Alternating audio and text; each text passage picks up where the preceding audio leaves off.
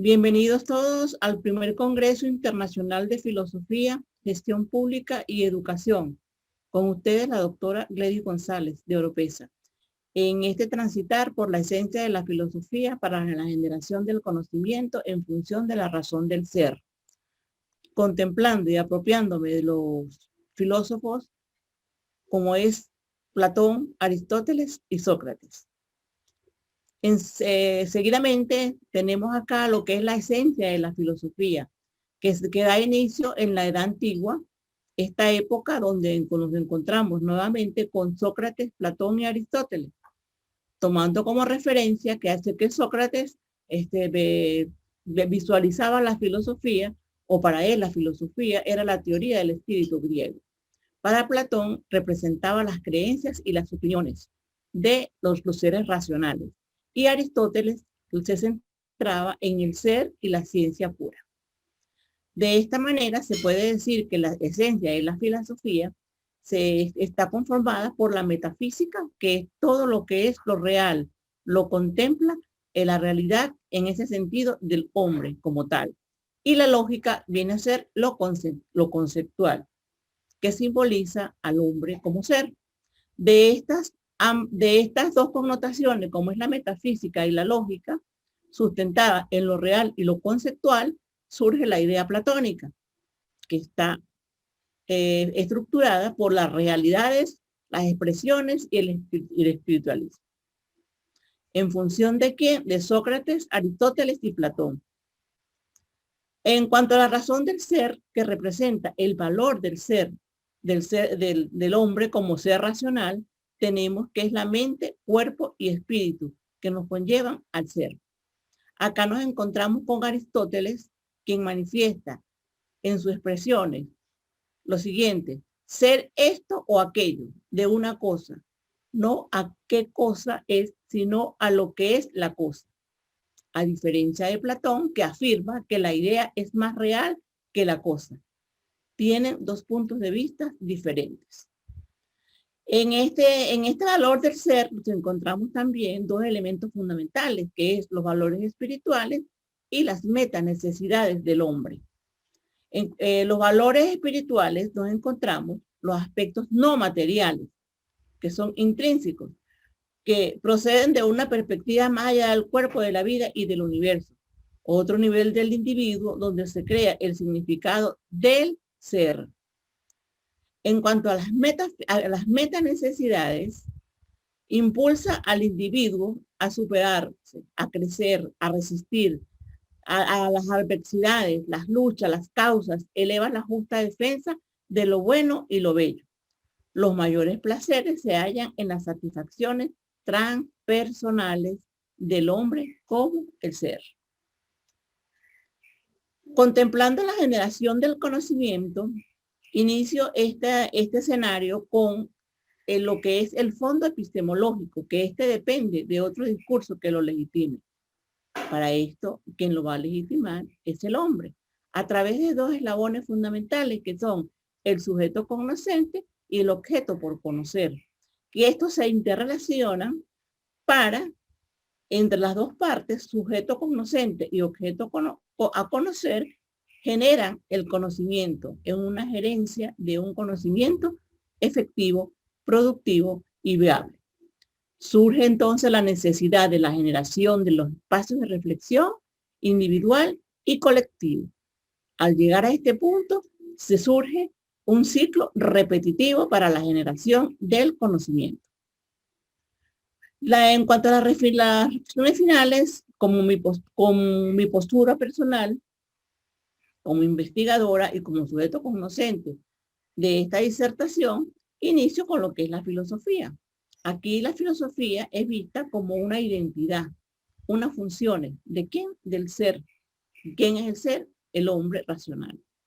Se ve la renuncia a su papel tradicional. El papel tradicional de la filosofía era las relaciones existentes y el ser guardián de una racionalidad. La esencia de la filosofía, acá nos encontramos entonces con la generación de conceptos en función de la razón del ser. Visión de una productividad de conocimiento que sea efectiva y proactiva. que exista una pertinencia con la sociedad y en el ámbito donde se desarrolla y convive un ser racional que es el ser humano.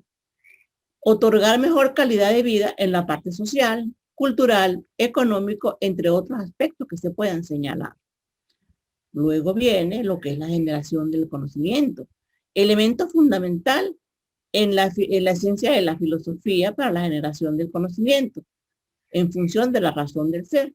Es esencial generar más conocimiento al servicio del bienestar de la humanidad y del planeta. El conocimiento debe servir como un instrumento para dar soluciones, que surjan innovaciones, nuevas ideas y que lleven al alcance de las metas planteadas y de esta manera contribuyendo al enriquecimiento de las culturas y los valores organizacionales, valores personales como los valores intrínsecos del ser como tal. En síntesis, y asumiendo mi postura como investigadora, considero necesario la generación de reflexiones individuales y colectivas que nos lleven a cambios evolutivos para la generación de nuevos conocimientos a través de la razón del ser que está contemplado en la mente, en el cuerpo y en el espíritu del hombre. Gracias por la atención. Por lo tanto, mi mensaje para ustedes es esencial generar más conocimiento al servicio del bienestar de la humanidad y del planeta como tal.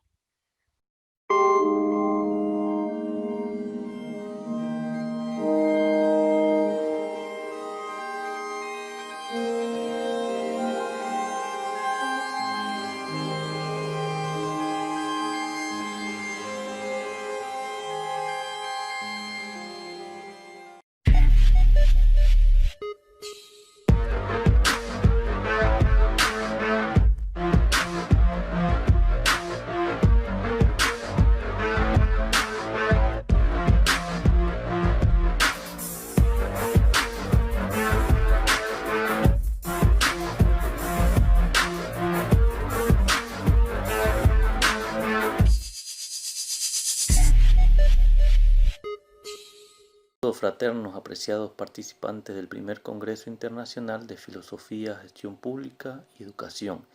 El tema de la presente ponencia gira en torno a la gestión universitaria, una aproximación desde la ontología del liderazgo. Hablar de gestión universitaria requiere tomar en cuenta algunos elementos propios de su desempeño, como es el caso de la planificación, la organización, la dirección y el control. Estos pues son necesarios en la docencia, la investigación y la extensión, y que requieren ser reconstruidos y orientados para una práctica humanista, social, dialéctica, prospectiva, comprensiva y transdisciplinaria, destinada a la formación integral y especialización del talento humano para la incorporación efectiva a equipos interdisciplinarios responsables de la organización. Significa entonces que un líder en el campo de la gestión universitaria representa un instrumento que favorece la búsqueda de acciones y de medios para lograr el bienestar colectivo y al mismo tiempo el mejoramiento de la práctica cotidiana a través del diálogo y el consenso, tal como lo expresa Paulo Freire.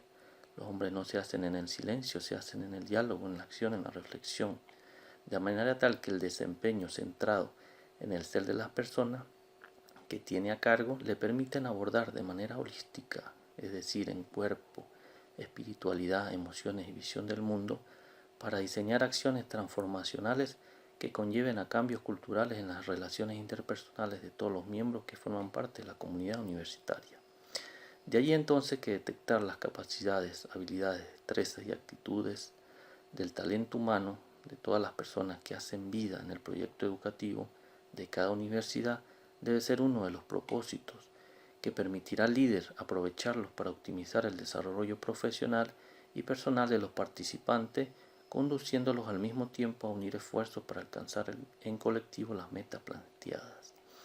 De esta manera se asume un liderazgo desde la perspectiva ontológica, como un conjunto de acciones que nutren, desafían y brindan la posibilidad de transformar estructuras sociales y relacionales para generar renovados procesos individuales y grupales que se ajusten además a las nuevas exigencias de la dinámica educacional contemporánea.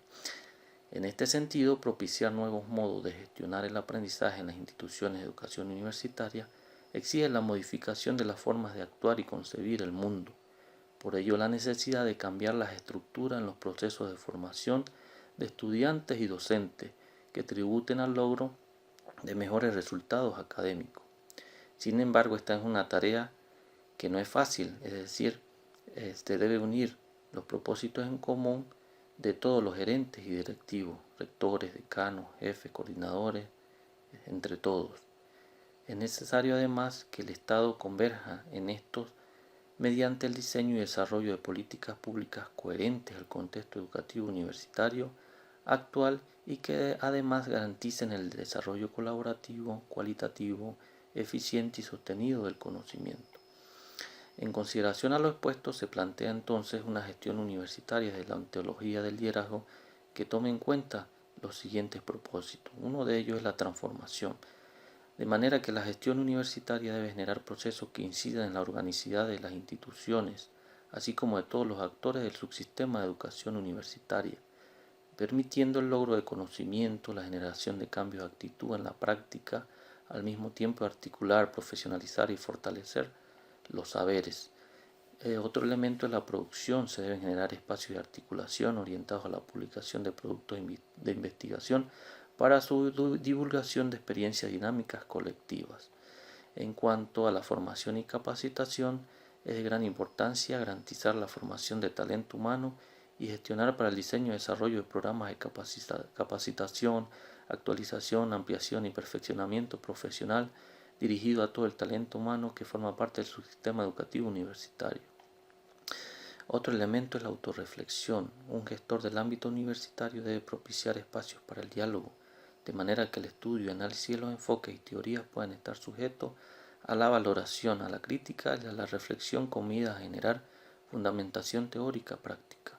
Y un último elemento es la vinculación y la articulación, de manera que la gestión debe orientar los planes y programas de creación intelectual para resolver problemas y necesidades de los diferentes sectores sociales a nivel nacional y que además estén articulados en cuanto a sus acciones con los actores de las comunidades para la generación de políticas públicas educativas en todo el país.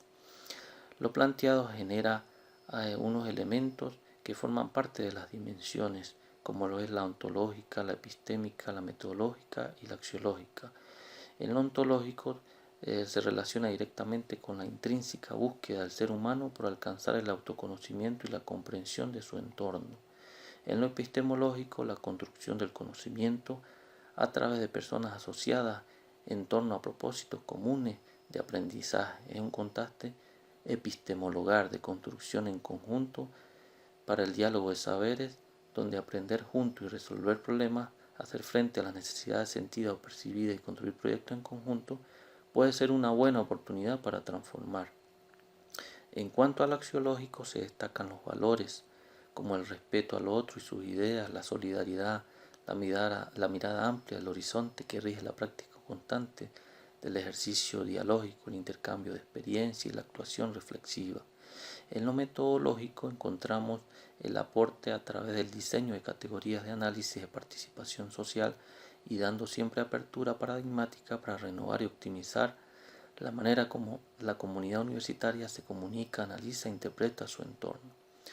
Todo lo anterior genera una matriz epistémica denominada gestión universitaria, una aproximación desde la ontología del liderazgo. Acá se forman 4 cuadrantes.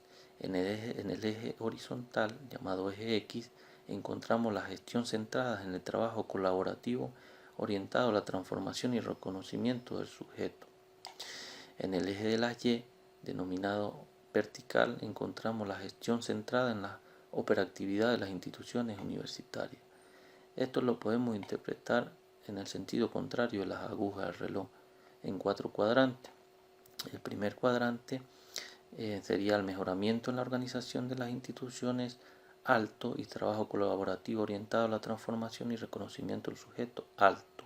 Podríamos decir entonces que este cuadrante representa las condiciones óptimas para una gestión universitaria orientada a la transformación, la producción intelectual, la formación, la capacitación, la autorreflexión, la vinculación y la articulación.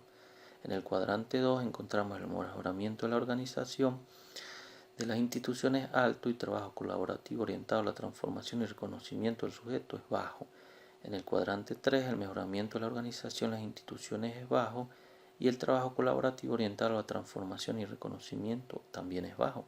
Y finalmente en el cuadrante 4 encontramos un mejoramiento en la organización de las instituciones bajo, pero un trabajo colaborativo orientado a la transformación y reconocimiento del sujeto alto. Hechas estas consideraciones, entonces podríamos decir que es preciso determinar el rumbo de la gestión universitaria venezolana con mira a la orientación de aspectos esenciales que podrían convertirse en pautas para repensar otros haceres en educación en un tiempo de crisis y de incertidumbre como el de ahora, donde la complejidad debe ser enfrentada por el conocimiento pertinente a través de una educación que promueva la inteligencia general apta para referirse de manera multidimensional a lo complejo en un contexto de concepción global, tal como lo expresa Edgar Morin.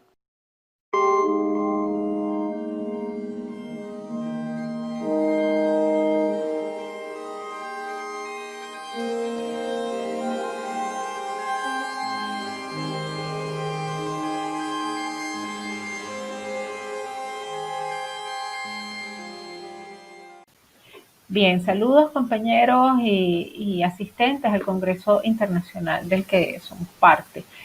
Quisiera presentarles una ponencia sobre los usos de blockchain en la gestión educativa. De lo que voy a tratar a lo largo de la presentación es de lo que es el blockchain y cómo puede ayudarse a algunos procesos específicos dentro del ámbito de la gestión educativa. Voy a comenzar por establecer lo que es el blockchain. El blockchain como término o como concepto hace referencia a cadena de bloques y se aplica para denominar un libro contable distribuido de forma abierta y de forma tal que se fortalece su protección porque la información que está allí almacenada está dividida o segmentada en bloques y está a su vez almacenada en distintos computadores, por eso se llama distribuido. La información se encuentra entonces distribuida entre computadores. ¿Qué significa? Que al intervenir varios computadores en la validación y el almacenamiento de esta información, de alguna forma se da una seguridad mayor. ¿Cómo hago yo para recuperar toda la información que está desperdigada en los distintos computadores? Bueno, cada una de las porciones, por llamarlo así, o los bloques de la cadena, apunta hacia la computadora o hacia el espacio de almacenamiento donde se encuentra la siguiente fase de la misma cadena. Pero en el proceso, los distintos computadores que intervienen obtienen lo que se llaman recompensas, que es el proceso de minado de determinadas criptomonedas. Sin embargo, el blockchain no se utiliza solamente en el respaldo de monedas o de transacciones con monedas criptográficas o con criptomonedas. El blockchain básicamente funciona siguiendo 5 pasos. En primer lugar, pues hay una transacción. En segundo lugar, la información de la transacción se almacena en bloques que se distribuye. En tercer lugar, hay una verificación de que efectivamente es una transacción válida. En cuarto lugar, se genera un código específico de esa transacción equivalente a los códigos que nosotros obtenemos como respuesta a una transacción bancaria de tipo electrónico y finalmente se ejecuta la transacción. Entonces, 2 personas o 2 organizaciones acuerdan intercambiar un bien por una criptomoneda. En este caso nos vamos a referir a una transacción económica, financiera, de tipo financiero, pero no es la única. La información acerca de qué se transfiere, qué se transa o qué se ejecuta, qué se va a intercambiar, quiénes lo van a intercambiar, cuál es el costo, en qué momento se hace la transacción, etcétera, se almacena en lo que se llaman los bloques. Esta información se empaqueta creando el bloque que de alguna manera se envía a una red de computadoras que hacen un proceso de verificación. Estamos en el tercer paso y por este proceso que se hace a través de lo que se llaman unos test de fuerza, es decir, operaciones que solamente pueden ser resueltas por el tiempo en el que se ejecutan por computadora, se verifica que efectivamente la persona A tiene los recursos que se requieren para hacer la transacción del bien que tiene la persona B y que es de su interés tener. Cuando se alcanza el consenso, es decir, se dice que operación está siendo verificada, se emite, digamos, un signo de validez y efectivamente se verifica esa operación y se genera lo que se llama el hash o el código de referencia de esa transacción, que como decía antes es equivalente a la referencia que uno recibe cuando hace una transferencia bancaria, por ejemplo, ¿no? Luego viene un proceso de ejecución, es decir, cuando si hablamos de un bien digital pasa de la persona A a la persona B. Podemos estar hablando, por ejemplo, que alguien está pagando por un bien o por un servicio que no es un servicio o un bien digital, sino que es físico. Pensemos, por ejemplo, que alguien va a un hotel y está pagando por una habitación. Entonces, ¿qué ocurre con la ejecución? Bueno, que la criptomoneda pasa de la billetera de quien paga por la habitación a la billetera del hotel por el cual se está pagando. Esto puede parecer un poco utópico, un poco poco realista. Sin embargo, hoy día el blockchain se está utilizando en distintas partes del mundo para, por ejemplo, en el ámbito del turismo, que es un poco en el que nosotros nos movemos, como docente de la Universidad Nacional del Turismo, se observa que se utiliza la tecnología blockchain, por ejemplo, para coordinar, no en este momento de pandemia, pero previo a la pandemia, vuelos de una manera mucho más eficiente. O, por ejemplo, coordinar acceso a recursos financieros por parte de determinados colectivos que pueden beneficiarse de esto, ¿no? La tecnología blockchain demuestra de alguna forma que es lo suficientemente flexible como para dar cuenta de procesos de distinta índole. He hablado de dos procesos del ámbito turístico, pero también pudiéramos poner como ejemplo el hecho de que el blockchain se puede utilizar para verificar la identidad de una persona que esté, por ejemplo, adquiriendo un bien mueble. Pensemos en un proceso de registro de ese bien. Se genera un documento y ese documento puede estar perfectamente validado utilizando la tecnología de blockchain. Eso haría que un proceso como el que estamos describiendo, que es de un ámbito estrictamente de una notaría o de un registro público, pudiera trascender involucrando a más personas, y en el caso de la red distribuida donde estaría almacenada la información, a más computadoras, pudiera entonces hablarse de efectivamente procesos que es importante que estén distribuidos, porque además no es, digamos, aunque esté distribuido en distintas computadoras, como decíamos antes, hay todo un proceso criptográfico por detrás que garantiza y asegura cada uno de esos procesos. En el ámbito educativo, detallo acá 6 ejemplos básicos de los cuales se pudiera beneficiar el uso del blockchain dentro del proceso educativo. Por ejemplo, almacenar el récord académico de los estudiantes a través del blockchain puede facilitar mucho el acceso a información de estos, evitando la intervención manual de personas que pudieran deteriorar o pudieran retrasar también el mismo proceso. En segundo lugar, la integridad de los materiales dispuestos como contenido de estudio. Por ejemplo, en este momento que estamos asistiendo al auge de la educación en línea, para solventar la imposibilidad del modelo presencial o de la presencialidad, podemos pensar en que el blockchain puede garantizar que efectivamente esos contenidos son los contenidos que están generados por la universidad o que son los contenidos que están generados por el profesor o por la profesora. Pudiéramos también utilizar blockchain para hacer una especie de trazabilidad a cuáles son cuál es el desempeño que tiene el profesor. Por ejemplo, en lugar de entregar al profesor sus planes de estudio o los planes de evaluación o su programación, las propuestas de evaluaciones, etcétera, a un único departamento que a lo mejor va a ser almacenado de manera física y no va a ser consultado después, estando dispuesto de manera digital y ordenado con un criterio de uso de blockchain, se puede permitir saber en un momento dado qué tanto está de alguna manera, qué tan bueno, qué tan malo es el desempeño de un profesor en función de los aportes que hace a los aspectos de planificación dentro de la institución educativa. Podemos acelerar el proceso de emisión de documentación y de certificación, es algo que ya adelantaba un poco cuando hablaba del almacenamiento del récord académico de estudiantes, porque pues bastaría simplemente con que el estudiante se asegurara, digamos, a través de una plataforma que se dispondría para tal fin, de indicar cuáles son los documentos que necesita generar, pero como el blockchain permite almacenar información con respecto a eso que sería una transacción, por ejemplo, una solicitud de notas certificadas, por ejemplo, que requiere evidentemente sellos, firmas, etcétera. Sellos, firmas pueden ser almacenados a través de firmas digitales, no imágenes digitales de la firma. Estamos hablando de una firma digital que viene de alguna forma codificada. Y esto puede imprimirse en los documentos que finalmente resulten en una impresión digital que la persona luego imprime en físico o no, porque a lo mejor tampoco lo necesita. Pero el proceso de blockchain podría garantizar que en todas las fases de dicho proceso se estuvieran cumpliendo todas las normativas para las cuales estuviera establecido que ocurriera así.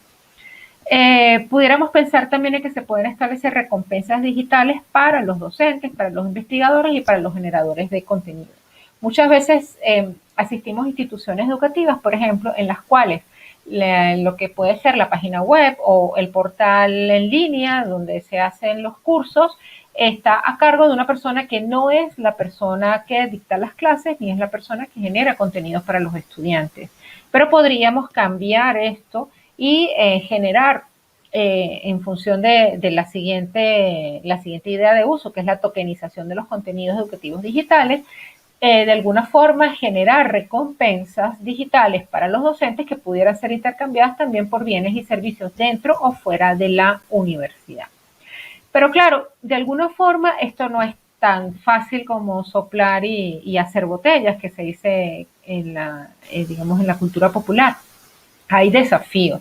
Hablamos entonces de requerimientos, pero quizás el primero que nos asalta a la cabeza es, bueno, pero tenemos debilidades importantes en cuanto a la infraestructura tecnológica, no solamente en cuanto a tecnologías de información y comunicación, que es importante, sino también en cuanto a los servicios asociados a que esa tecnología de información y comunicación pueda efectivamente ser perdurables en el tiempo, o sea, pueden permanecer de manera estable. Eso definitivamente es un desafío. Evidentemente hay también un desafío para la generación de capacidades locales en docentes y también en gestores gestores educativos, ¿no? En tercer lugar, es importante considerar la necesidad de superar la brecha digital. Superar la brecha digital pues supone evidentemente algo muy vinculado a lo que al primer requerimiento en cuanto a infraestructura tecnológica, pero también estamos hablando de superar desigualdades intrínsecas al uso de la tecnología de información, por ejemplo, desigualdades de género o desigualdades por diversidades funcionales, por ejemplo. Las capacidades mínimas que deben alcanzarse probablemente en este momento para un contexto como el nuestro son bastante distantes de ser alcanzadas en el corto plazo, pero en todo caso nada quita que podemos ir avanzando en empezar con pequeños y progresivos usos de esta tecnología en la gestión educativa. Pero finalmente quizás uno de los requerimientos, uno de los desafíos más profundos es el poder utilizar o poder aproximarse al uso de esta tecnología de una manera mucho más consciente y a sabiendas de que tiene una aplicación sumamente valiosa para nuestro entorno educativo y sobre todo que va a permitir que los esfuerzos dentro del ámbito educativo se ubiquen específicamente en donde deben ir, que es hacia el ámbito de la pedagogía y hacia el ámbito de la concientización sobre el hecho pedagógico y el hecho educativo, en lugar de dedicar esfuerzos mayores a acciones de gestión que se pueden automatizar. Bueno, muchísimas gracias. Espero que sigamos teniendo una jornada productiva académicamente hablando en este Congreso Internacional. Gracias.